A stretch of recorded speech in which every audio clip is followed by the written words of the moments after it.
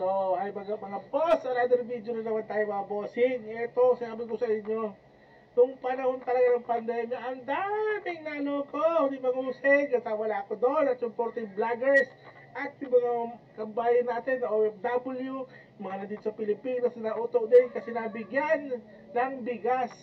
Ito, reporter, nauto rin to sigurado. Ito, panoorin itong, sakit ang ulo! Dami natin na auto! Comment down below kung nauto ka rin ng panahon, o talaga mulat ka ng panahon. Comment down below, huwag niyo kalimutan mag-like, share, subscribe, babosing. So, ito, ano pa? Huwag na, tuloy natin to. Play na natin to.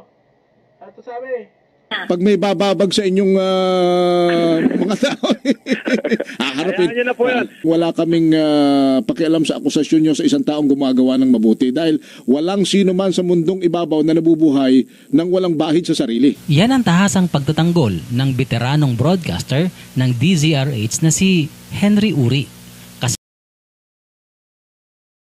di ba? Pagtatanggol. Sabi na sa video, pagtatanggol. Grabe.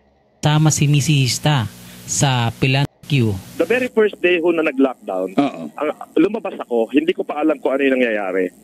Pag ikot ko sa EDSA, nakita ko yung mga pulubi natin na wala hong yung nanlilimos, yung umaasa sila sa mga manlilimos sa kanila. Eh, wala hong nanlilimos. So, ang ginawa ko, nagpaluto ko ng pagkain for 4,000 na katao para pakainin lang lahat ng pulubi sa ilalim ng EDSA, sa kahabaan ho ng EDSA. Dito ko napagtanto na siguro kaya malapit ang puso niya sa mga mahihirap kasi ating taong bayan, hindi na ho para sa taong bayan, hindi na rin para sa Republika, para na rin ho sa sarili natin. Eh kung magkakaroon ho ng gulo, pinasok yung mga bahay-bahay natin ng mga tao, eh di pinatay pa tayo, di lalong mapupunta ho sa wala. So, ako'y nag-iisip lamang po ng tama. Kaya, nausal ko sa sarili ko na may gumigiya sa taong ito. Marahil, ang mga nanunood ng isang negosyante, isang bilyonaryo na tumutulong sa ating mga kababayang mahihirap at hinahamon niya yung mga kapwa niya bilyonaryo at mga politiko na tumulong. Yung iba hinuhusgahan siya. Pero alam mo ninyo sa panahong pong ito ngayon, hindi ho natin Pero nung panahon yun yung mga natulungan, buti naman. Nung panahon na maraming natulungan, buti naman. Pero nung tumagal at marami lang na budol, hindi na talaga yung maganda. Pero ginamit niya kasi yung oportunidad para makarating sa pagbubudol sa mga OFW at sa iba pang ating mga kababayan dito sa Pilipinas. Ginamit yung kabutihan na video na yun eh. Kumbaga meron siyang goal. Kailangan ng husgahan at patutsadahan at bangayan lalo na sa isa't isa. Hanapin po natin ang iisang solusyon at ang solusyong yan ay gamutin ang sikmurang nagugutom ng mga Pilipino. Amin pong hinanap ang isang pilantropong ito, bilyonary negosyante, si Ginoong Francis Leo Marcos ay nasa linya natin. Missy, magandang umaga po sa inyo, Ginoong Marcos. Magandang umaga rin sa inyo, Ginoong Henry at Missy. Opo. Nako, salamat po naman. Alam naming napakahalaga ng inyong oras, napakahalaga ng inyong panahon. Marami kayong mga engagement, marami kayong mga activities. Ay pinaunlakan ninyo kami. Una tigit sa lahat, ang pakay namin maihatid sa ating mga kababayan ng inyong pong advokasya. Yun na nga po at actually po talagang 2 oras na lang ang tulog ko, no? Pero katulad nga po nung naipangako ko is siguro babalik sa normal yung buhay ko after siguro nitong pandemic. Pero baka hindi na bumalik sa normal sapagkat ang dami na po ninyong natulungan. Yun na nga po eh. Pero all out po ako dito. Nagkasundo naman ako kami. Tuwang-tuwa siya, di ba? Tuwang-tuwa. Gusto daw niya bumalik sa normal yung buhay after ang pandemic. Which hindi naman talaga nangyari. Kasi nabuking siya, nabuking si Norman. Oo. Ang hilig sa, okay naman. Ay, Diyos ko. Ng aking asawa na sabi ko nga kung ano yung meron sa atin dito ay ibibigay natin talaga sa ating mga kababayan. If that is the only way to help our government to avoid any possible dark ages to come. Pero napakarami na po ang inyong natulungan, lalo na ho yung mga mahihirap. Sa ngayon, saan na po kayo nakapamahagi ng tulong, Ginoong Marcos? Actually po, nag-umpisa po ako sa Metro Manila. Tapos sinunod ko agad yung buong Cagayan Valley po. Siguro po sa Cagayan Valley, nakapagbigay na ako ng kulang-kulang 100 tonelada. Tapos bumaba na ho ako ng Nueva Ecija. Di ba? Exaggeration to the max. Tonelada. Uy, talaga. Basta makapagpasigat eh. Nakarating na rin ho sa Pampanga yung aking tulong. Ngayong araw na to, kasalukuyan ho nagdi-distribute ang San Simon sa pangunguna ng dating mayor na si Canlas at saka ang Mexico, Pampanga. At kahapon ho, nakapagbigay tayo sa lahat ng mga bilanggo dyan sa BGMP at saka sa Bucor ng 100 sako para kahit papano alam natin na ang gobyerno may pagkain para sa bilanggo. Sa gipit ngayon, at least once in their jail time, merong talagang pinaghandaan tayo ni normal, namigay pala siya sa kulungan. Ay, kasi pinaghandaan niya kasi mga ilang buwan pagkatapos ito, nakulong siya eh. Di goods ang pangalan niya sa loob. Ay, ready siya makulong eh. Busog-lusog talaga sila. Ganun na rin yung mga kapulisan ng Bucor na bigyan natin. Tapos dito sa NCR. So marami na po sir, hindi ko na ho mabilang. Ang tanging nabibilang ko lang ho is nasa 250 tonelada na ho. Wow, dami nun ano? If we're going to put that on million, ilang milyon na ho yun? Marami na. At nagpadala rin ho tayo kay Mayor Isko kahit pa paano makatulong. Very good. Missy, you have a question? Yes, Sir Francis. No, matanong ko lang po, may mga nagsasabi po na baka daw kayo ay may balak na mamulitika kaya ninyo po ginagawa ang kabutihang ito. Ano daw po ang masasabi ninyo rito? Alam mo, Missy, no? Kumbaga, sinubukan ko na dati pero pero underage ako noon eh. Kumbaga, subok lang, naisipan ko lang, no? Pero sa totoo lang, wala ho tayong balak sa politika. Kumbaga, yung nakaraan is katuwaan lang, no? Ang sabi nga ni Lord, sabi ko, whatever you do, kumbaga doon sa pinakamababang uri ng kanyang mga kapatid ay ginagawa mo sa kanya. So siguro dumating na doon sa punto na masyado na po tayong matured, no? At naisip ko, kung hindi ko to sisimulan, the very first day ho na nag-lockdown, lumabas ako, hindi ko pa alam kung ano yung nangyayari. Pag ikot ko sa may EDSA, nakita ko yung mga pulubi natin. Na wala hong yung nanlilimos, yung umaasa sila sa mga manlilimos sa kanila. Wala hong nanlilimos. So ang ginawa ko, nagpaluto ko ng pagkain for 4,000 na katao para pakainin lang lahat ng pulubi sa ilalim ng EDSA, sa kahabaan ho ng EDSA. Sinali ko na rin yung mga MMDA. Hanggang sa may humingi na ng bigas. Hanggang sa may nagsasabi na 2 araw lang yung binigay na window ng ating gobyerno. Hindi kaya magkaroon ng chaos, baka yung tao magkaroon ng looting. So yun po agad, sabi ko ano kaya yung magagawa ko. So I started to think na magbigay ng bigas. Hindi naman ho pala ganun kadalit, napakarami hong Pilipino. So sabi ko, Panginoon, hindi ko to kaya. Sana pumasok tong drive na gagawin ko. So I started to shout out to challenge all the richest people na mga kapitbahay ko. Ayun, nagalit sa akin lahat, kaya umalis ako doon. Pero kasi ang sinasabi nga nila, tuloy-tuloy daw yung inyong pamimigay, pagtulong, Missy, ano? Kaya sabi nung iba, parang may balon kayo, parang may bukal kayo ng kayamanan. Saan daw ba nang gagaling at parang hindi na uubos ang inyong yaman? Ito po ang masasabi ko dyan, Kuya Henry, no? Being a blessing is more important than receiving a blessing. Kaya nga sa aking being a blessing o giving a blessing? Parang being narinig ko Being a blessing being a blessing. Diyos ko lang, pati ko napansin noon. Pati hindi ko ito napansin noon. Tataga-taga. Is more important than receiving a blessing. Kaya nga sa aking pagtulong, ang aking pakiramdam ay lubos akong binibiyayaan ng Panginoon. Dahil nagkakaroon ako ng kapayapaan sa aking puso. Na maibsan, kahit na maliit na suliranin, nababawasan yung pagkakas. Sa atin, ito si Mamisyo na pagiti na lang eh. Alala ng ating mga kababayan. Alam nyo, naiintindihan ko yung kahirapan Kasi lumaki din ako sa bukid. Namuhay din ako sa lansangan. At isang bahagi ng... Saan ba ang probinsya ninyo? Maidagdag namin ng konti. Saan ba ang probinsya ninyo?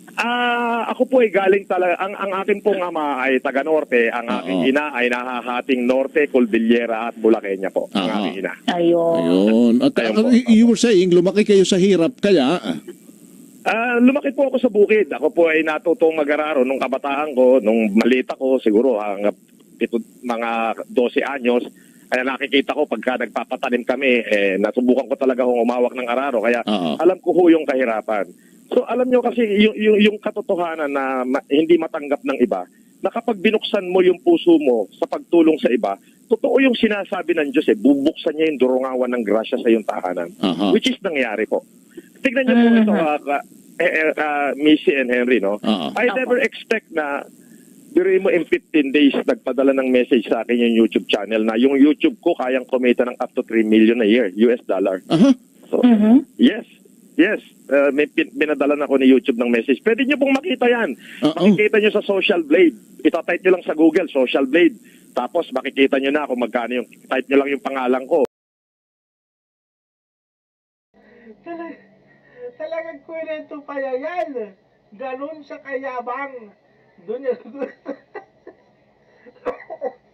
Gusto niya pakita na kumita siya ng milyon-milyon para itutulong niya. Diyos ko, Lord. Ipapakita ng Social Blade kung magkano na yung kikitain ko. So I mean, bukal sa puso ko yung ginawa ko, hindi ko expected, ibinalik agad ni Lord tenfold. So yun yung gusto kong maintindihan ng kapwa ko mayayaman Yung maging bukal sa puso niyo yung pagtulong sa mabababang uri ng tao, yun talagang bukal sa puso hindi yung may pagpapaimbabaw. Bubuksan talaga ng Diyos yung durungawan ng grasya. So wala kayong inisip, sir, na ito ay magiging Wala, ang iniisip ko na nga Diyos ko, tinawagan ko na yung misis ko on the second day. Sabi ko, mahal, I'm going to help our government and our people. Kasi kung hindi ako tutulong, hindi ko to i-ignite, baka mamaya may nagsasaksakan na dyan. Parang yun nangyari ko sa Laguna ngayon. Yung hindi nakahingi ng pasis, sinaksak niya yung barangay kapitan. Tinaga. Ano bang inyong... Tinaga po. Meron ba kayong gagawin doon? May tulong po ba kayong ibibigay? I mean, yun agad po yung mga naiisip na pwedeng mangyari. So sabi ko sa misis ko, wag mo nang intindihin yung meron tayo rito. Iwas siya sa topic kung tutulungan yung nadali doon. Hindi niya sinagot, hindi niya tutulungan, wala siyang balak doon. Ang balak na magpasikat. Ibibigay ko talaga sa tao to. Kung mauubos to, uubusin ko talaga. Pagtsagaan natin kung ano yung meron tayo dyan sa Japan. Ayun. Hindi ko naman iniisip, nakita nyo, nagbalik agad si Lord nang hindi ko naaasahan. Ayun. So, ibig niyo po bang sabihin, Sir Francis, na ang inyong pagtulong po ay isang misyon na itinagawa sa inyo ng Panginoon, sa palagay po ninyo? Hindi ko po ito alam kung pinagawa ng Panginoon. Pero since 2007 po, sir, ako po ay tumutulong na. Kumbaga, talagang nasa puso ko na yung pagtulong. Halimbawa ako ako'y kumita, yung talagang kalahati ng aking kinikita, itinutulong ko sa tao yan. Makikita nyo sa record ko yan. Talagang 2007, nung nagsimula ako maghanap buhay, ay kalahati na ng aking kinikita, ibinibigay ko na. Hindi ko naman ho alam na puputok ako ng ganito. Hindi ko naman ho alam na magse-sensationalize to. Kaya lang naman ho ako nag-Facebook. Hindi na nga ako marunong mag-YouTube Ngayon lang. Facebook lang ho ang tanging nalalaman ko Kaya lang naman ako nag-Facebook para i-encourage, makita ng mga kaibigan ko, nung kapwa ko mamumuhunan, na dapat kayong tumulong sa panahon ngayon. Because our country are facing the most formidable battle the world has ever known. That is pandemic. Oo, talaga na siguro kung kayo ay sa mga panahong ito ay nasa lusak pa ng kahirapan at naroon kayo sa Kanayunan o narito na sa Maynila, pero kayo ay nakikipagsapalaran pa rin para kumita ng pangkain araw-araw. Hindi nyo na rin maintindihan kung paano kayo makakaraos sa bawat oras. Totoo po yan. Totoo. Ang nag-ignite po sa akin kapatid na Henry is yung pag-ikot ko sa EDSA, nakita ko yung mga pulubi. Basura ho talaga yung kinakain dahil sila yung mga tao na umaasa sa manlilimos. Nung unang araw, sino yung manlilimos? Wala akong tao sa EDSA. So doon ho nag-start lahat. Hanggang sabi ko, God, hindi ko kayang tulungan lahat. Pero Yung mga kanin nyo, pulubi lang- prior to this, may mga charity works na kayo. Hindi lang nababalita. Marami po. Hindi ko po pinababalita. Ang totoo po niyan, twice a year po ako nagkakandak ng Optimum Eye Care Program. Yan po, magbibigay ako ng libreng check-up, libreng salamin sa mata, sa lahat ng mga matatandang tao at lahat ng nangangailangan. Yan po yun. Yung kikitain ko po ng buong taon, yung kalahati po noon, gagastosin ko po para makapagbigay tayo ng Optimum Eye Care Program. Sa buong Pilipinas po yan. Buong Pilipinas po. Itong pinaka-previous po, last February, is sa bayan ng Peña Blanca, Cagayan, kung saan po almost 32,000 na beneficiary na bigyan po natin ng libreng eye check-up at libreng corresponding eyeglasses. Okay, sir. Ganito. Kasi nga itong mga pagkakataong ito, talagang gobyerno, private sector at kayo mga philanthropist ay talagang nagkakaisa na. Ano pa ang inyo pong mga nakatakdang itulong at ibigay na alalay sa mga taong tinutulungan din ng gobyerno pero maari pong limitado na ang resources na ngayon ng gobyerno maski ang Pangulo ay talagang umaaray na rin sa sitwasyon. Ano pa ang inyong... Yun na nga po, kasamang Henry at kasamang... Ang sa akin po is talagang umaaray na ho. Kaya nga po, araw-araw, talagang china-challenge ko pa rin yung mga kaibigan ko. China-challenge ko lahat sila, pati yung mga kapwa ko businessman na gumalaw kayo. Ano pang magiging silbi ng kayamanan natin kung lahat tayo mamamatay na? Yan naman hong pera mababawi yan eh. Kung madali naman hong i-recover yan eh. Kung at least makakapagsimula ho uli tayo. But higit sa lahat, sa panahon ngayon, kailangan ho tayo ng ating taong bayan. Hindi na ho para sa taong bayan. Hindi na rin para sa Republika. Para na rin ho sa sarili natin. Kung talaga ulit-ulit. Talagang tatakbo ka, boy! Irinig na keso kayo raw ay isang bogos, marami raw kayo kung ano-ano. Alam mo ninyo, maaari kong sabihin sa kanila, wala parang nasisiraan raw ako ng ulo. Di sabi ko, sige, bahala ka. Pero nung pangatlong araw, hindi ko na siya pansin. 4 na araw, nakita niya, binubuhos ko na. Tumawag na, di na ho nakatest. Sabi niya, sige. Sana ho, Sir Francis, kung ano man ang inyong naririnig, ay ito sasabihin ko na sa bayan ng Pilipino. Kasi marami ako naririnig na keso kayo raw ay isang bogos, marami raw kayo kung ano-ano. Alam mo ninyo, maaari kong sabihin sa kanila, wala kaming pakialam sa akusasyon nyo sa isang taong gumagawa ng mabuti. Dahil walang sino man sa mundong ibabaw na nabubuhay nang walang bahid sa sarili. Ginamit niya talaga yan, yung part na yan. Yung pagtulong ang ginamit niya para gumawa ng pambubudol. Yun ang pinaka-point niyan. Yung sabi ni Sir. Kaya kinalimutan ng tao yung mga ginawa niya pagluloko noon para makita lang yung pagtulong. Alam nyo, ayoko na lang kung po yun. pahalakihin yan.